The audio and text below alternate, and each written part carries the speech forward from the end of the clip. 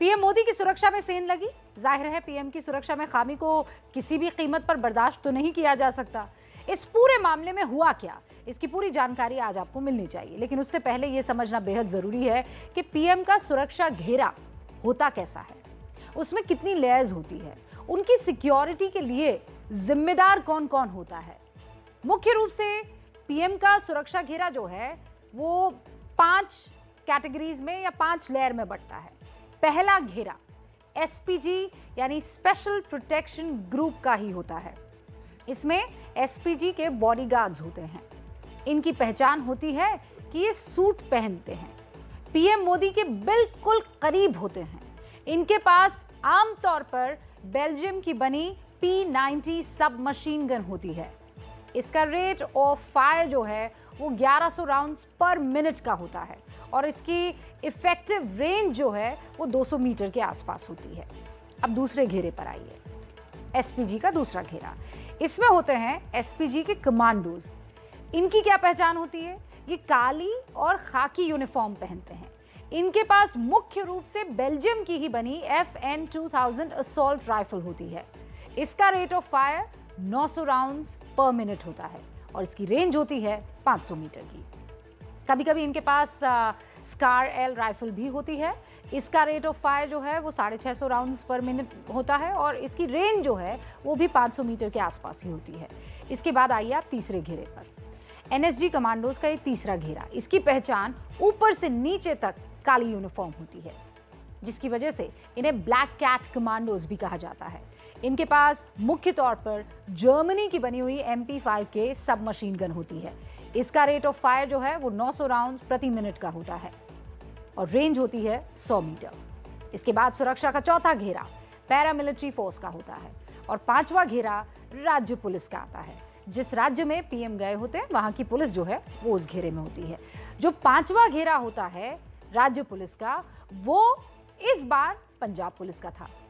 इनकी जिम्मेदारी रूट को क्लियर रखने की थी, रोड ओपनिंग की थी, लेकिन ऐसा हो ना सका। पीएम की सुरक्षा में सेंध लगी। तो क्या गलती सिर्फ पंजाब पुलिस की है या फिर उतनी ही जिम्मेदार खुफिया एजेंसियां एसपीजी और लोकल इंटेलिजेंस भी है? जवाब तलाशती ये रिपोर्ट।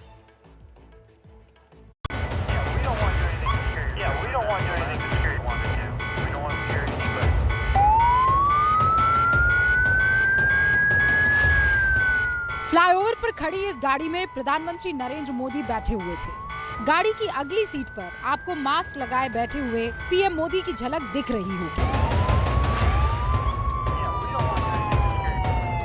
उनके चारों तरफ सूट पहने ये जो लोग खड़े हैं, ये पीएम मोदी की सुरक्षा में लगी एसपीजी के गार्ड्स हैं।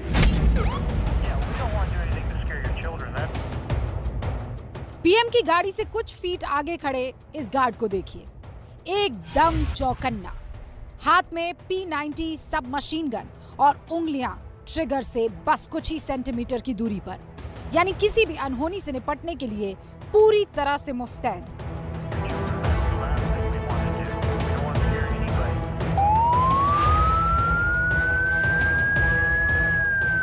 ये पीएम मोदी की सुरक्षा का सबसे पहला घेरा है जो उन्हें चारों तरफ से घेर कर इस वक्त खड़ा था।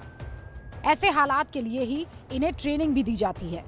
20 मिनट तक एसपीजी की ये टीम यूं ही पीएम को घेर कर खड़ी रही, क्योंकि सुरक्षा प्रोटोकॉल के मुताबिक सफर के वक्त पीएम की गाड़ी सड़क पर कभी नहीं रुकती। पर पंजाब में ऐसा हुआ। इसकी वजह से पीएम की सुरक्षा पर बड़ा खतरा पैदा हुआ।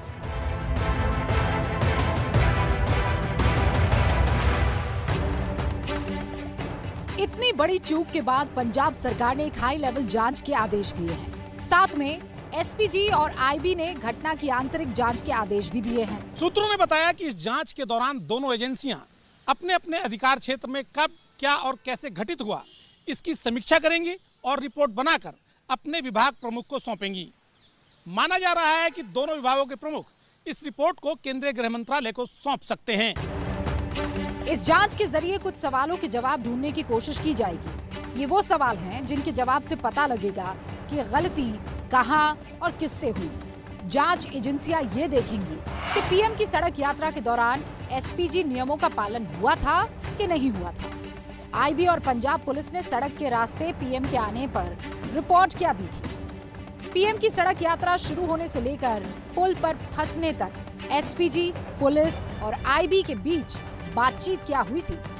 वायरलेस के लॉगबुक में लिखा क्या क्या गया है? एसपीजी को कब पता चला कि पीएम जाम में फंस गए हैं? प्रभारी कमांडर को जानकारी क्या मिली थी और उसने निर्देश क्या दिए थे? आईबी की लोकल यूनिट ने इस बारे में क्या रिपोर्ट दी थी? इतनी बड़ी गलती हुई है तो जांच होनी भी चाहिए, लेकिन सबसे बड़ा सवाल ये है कि गलती किसकी है, क्योंकि पीएम के काफिले की सुरक्षा की जिम्मेदारी मूल रूप से एसपीजी की है, लेकिन एसपीजी अकेले सब कुछ नहीं कर सकती, इसीलिए उसे दूसरी एजेंसियों और राज्य की पुलिस से भी सहयोग चाहिए होता है। बगैर इनके पीएम के काफिले की सुरक्षा और बिना किसी रुकावट के मंजिल तक पहुंचना नामुमकिन हो जाएगा, और इसीलिए सबसे पहले जरूरी है पीएम की सुरक्षा का प्रोटोकॉल समझना।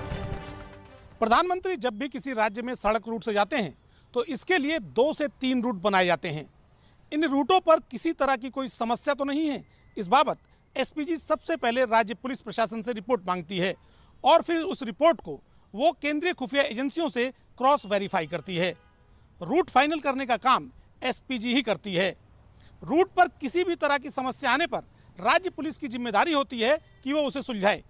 पीएम के काफिले में सुरक्षा का इनर सर्कल एसपीजी और इंटेलिजेंस के हवाले रहता है, जबकि पीएम के काफिले की पायलट गाड़ी से लेकर बाहरी सुरक्षा का जिम्मा राज्य पुलिस का होता है।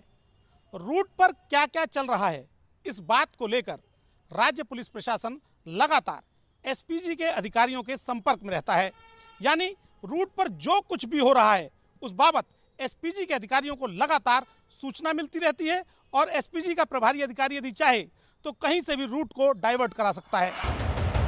पीएम का सुरक्षा प्रोटोकॉल समझने के बाद घूम फिर कर वही सवाल बार बार सामने आता है कि पीएम की सुरक्षा में इतनी बड़ी खामी का जिम्मेदार है कौन?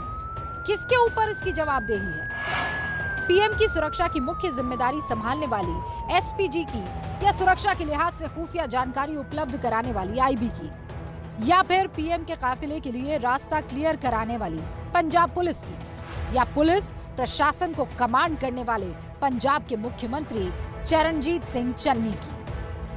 पंजाब के मुख्यमंत्री चरणजीत सिंह चन्नी पर इसलिए भी सवाल उठ रहा है क्योंकि प्रधानमंत्री नरेंद्र मोदी की रैली की तैयारियों को लेकर पंजाब पुलिस के आला अधिकारियों ने 3 मेमो पंजाब पुलिस के निचले स्तर के अधिकारियों से लेकर मुख्यमंत्री दफ्तर और दूसरे अधिकारियों को भेजे थे।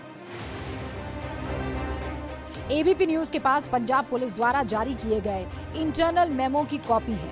इसमें किसान आंदोलन, बारिश की वजह से सड़क मार्ग के इस्तेमाल और वैकल्पिक रूट का इंतजाम करने के लिए पंजाब पुलिस के अधिकारियों से कहा गया।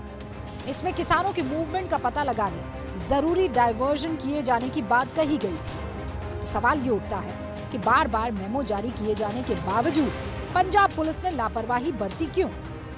गलती किसकी है? कौन इस पूरे प्रकरण का जिम्मेदार है?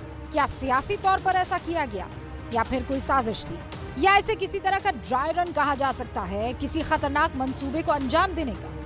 सवाल बहुत सारे हैं जिनके जवाब मिलने बेहद जरूरी है, और इसके लिए इंतजार करना होगा जांच रिपोर्ट का।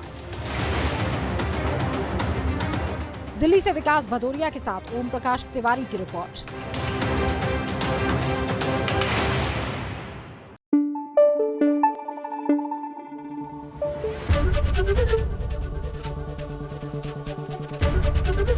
एबीपी न्यूज आपको रखे आगे।